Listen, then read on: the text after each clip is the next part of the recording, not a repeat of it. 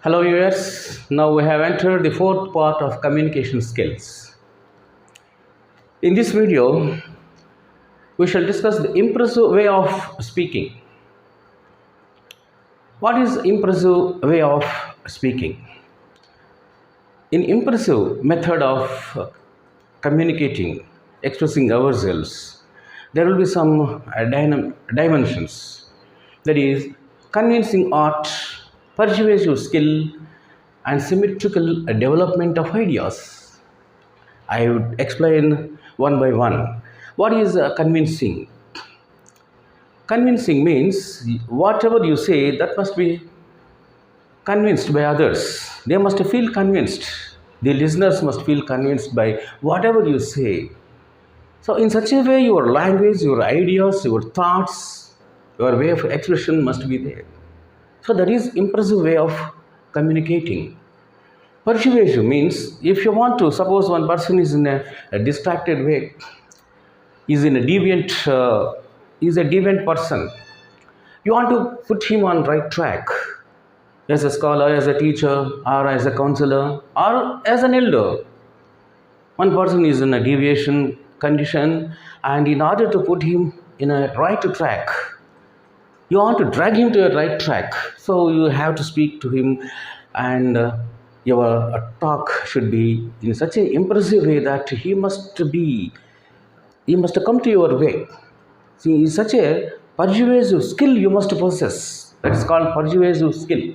That means when you speak something, when you convince him, when you impress him by your way of talking, automatically he must come to your end. He must come to your track. That is persuasive skill. It will come by practice and by observing others too. And symmetrical. Whatever you speak, that must be symmetrical. That means between one idea and another idea and some other idea, there must be connection. There should be association, connection. That is called symmetrical. See, some people will be speaking at random. For 2 minutes they will be speaking something, and in the another minute they will be going to some other deviation. Another minute another digression will be there. So there will not be consistency between what they speak at the first and in the later stage, or within another half minute or 2 minutes. No, it should not be like that. About some topic you are discussing, there must be symmetry. Means a thread of ideas, the stream of ideas must be connected with each other, with one another, continuously from the beginning to the end. That is called symmetrical way of speaking. So, the impressive way of speaking will consist of three qualities. Just now I have referred to: convincing way of speaking, persuasive skill, and symmetrical development of ideas. To illustrate, I shall quote Duryodhana from the Mahabharata. See, when there was a controversy about caste, when Duryodhana appointed Karna, and he has allotted some region, he appointed him as a king for that particular region. All people will make objection that he is a Sudra, he is not belonging to king's community. So then one caste reference will come anyway. And it has become a great controversy, a hard nut to crack then. Then Duryodhana interferes and he gives a wonderful speech, with a symmetrical development of ideas. And he convinces them. And he is very successful in persuading all the persons present there. All rishis, soldiers, kings, his own gurus are there. He says, what about our past history regarding the community, regarding the caste? So there should not be a difference. Why that difference has come now? When it was not there in the past, in the lives of so many people present here, why that reference has come now? Why that difference has arisen now? In a symmetrical way he will develop. That you know very well, and in our Mahabharata serial or story, everybody must have seen it. So he is blessed with wonderful communication skill, a skill consisting of these qualities: impressive way, convincing art, persuasive skill, and symmetrical development of ideas that are there in his mind. And another example from Narada. All people will think that Narada is a man of complications. He will create complications and misunderstandings between people, between two persons, among so many people. That idea is there. Some misconception about Narada, but I don't think it's so. He will create some complication with some good intention only, and that good intention will serve the purpose. It will clarify so many things in the future, in the long run. Some misunderstandings. Suppose a person is tinged with arrogance, Satyabhama is tinged with very arrogance, high arrogance. In order to wipe out that arrogance, in order to make her realize her own egoism, high self-esteem and self-aggrandizement, he will create some problem. And by that, what will happen? Her aggrandizement, egoistic, self-centered, egoistic mentality, everything will be dissolved. So I like that everywhere he will create some problem, he will create some complication, some information will be giving. And on the other side also he will give the opposite information. And totally the purpose, the good purpose will be served. So he is a man of great persuasive skill, Narada. So what is to be noted here is, in an impressive way of speaking, in a convincing way of speaking, there must be good thought, good intention at the same time. Now let's have another point, that is a debate.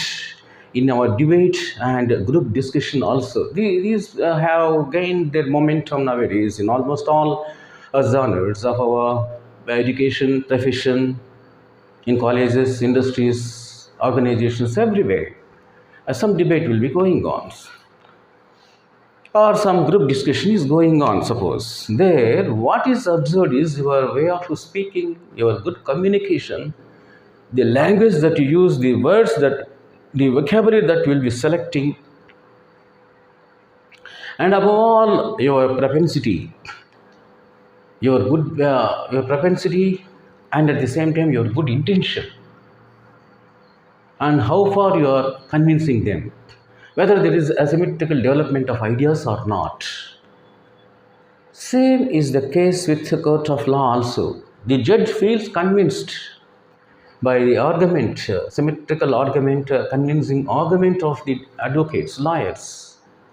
And the second one is stream of thought, intention, is content, presentation of content. So in the communication skill, very interesting, very most relevant point is presentation of the content.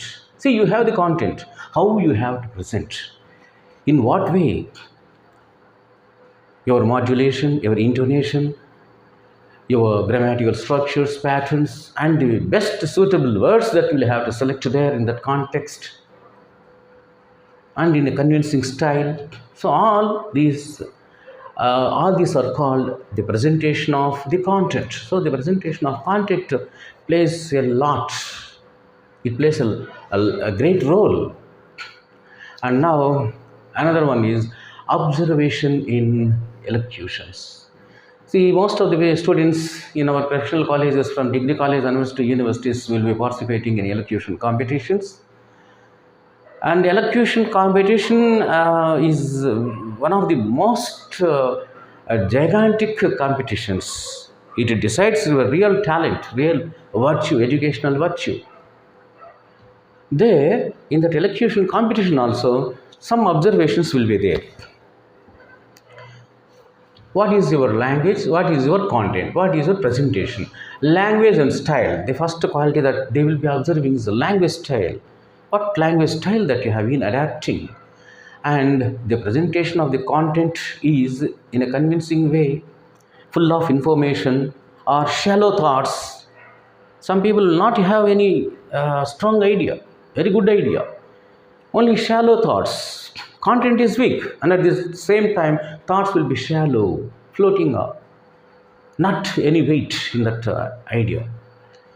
and symmetrical development. From the beginning to the end of the topic, there must be symmetry. Symmetry means convincing and at the same time connected thoughts with one idea to another, between one idea and another idea. There must be a close connection. And at the same time, it should be convincing. So that is called symmetrical or synthesis of ideas, we can also say. Synthesis of ideas means connection between one idea and another idea. Synthesis must be achieved in your speech. So these and your critical acumen at the same time. So in the elocution competitions, what are the observations that are made by the judges? Are these? Apart from this language style, presentation skill, and symmetrical development or synthesis, the most important gigantic thing is critical acumen. What kind of critical acumen that you have possessed?